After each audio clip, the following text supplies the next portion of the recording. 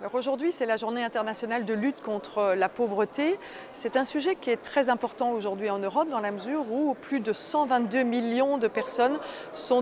vivent aujourd'hui en dessous du seuil de pauvreté et donc ont des difficultés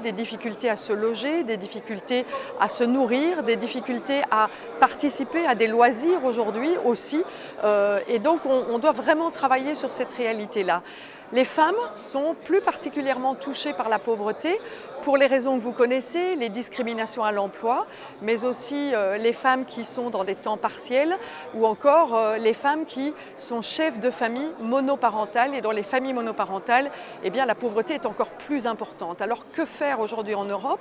Nous plaidons pour plusieurs choses ici au niveau européen. La première, c'est de pouvoir favoriser les investissements dans des infrastructures sociales, comme les gardes d'enfants par exemple, et permettre ainsi aux femmes de ne pas devoir payer pour mettre leur enfant dans une garde et avoir accès à l'emploi, mais aussi financer de manière beaucoup plus importante la question des soins de santé parce qu'on a de plus en plus de personnes qui ont du mal à se soigner parce qu'elles sont dans des situations de pauvreté. Et encore, travailler sur la lutte contre les discriminations à l'emploi pour les personnes qui aujourd'hui sont plus en difficulté. Donc toutes ces mesures doivent être intégrées dans ce qu'on appelle le semestre européen qui aujourd'hui est plutôt un outil qui est un outil budgétaire qui contraint les États membres à dépenser moins d'argent public, alors même que pour lutter contre la pauvreté, on doit investir de l'argent public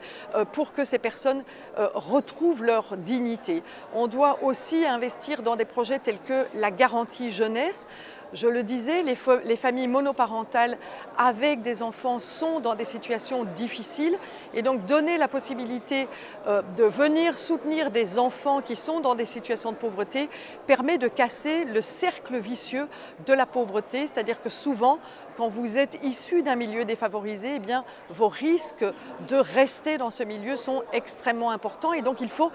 rompre le cercle en donnant les moyens à ces enfants d'aller dans des écoles gratuitement, d'avoir des repas gratuits également et de devoir avoir accès à la culture et aux loisirs pour pouvoir s'émanciper. Donc tout cela est aujourd'hui prévu dans des programmes que le groupe socialiste et démocrate défend ici au Parlement européen.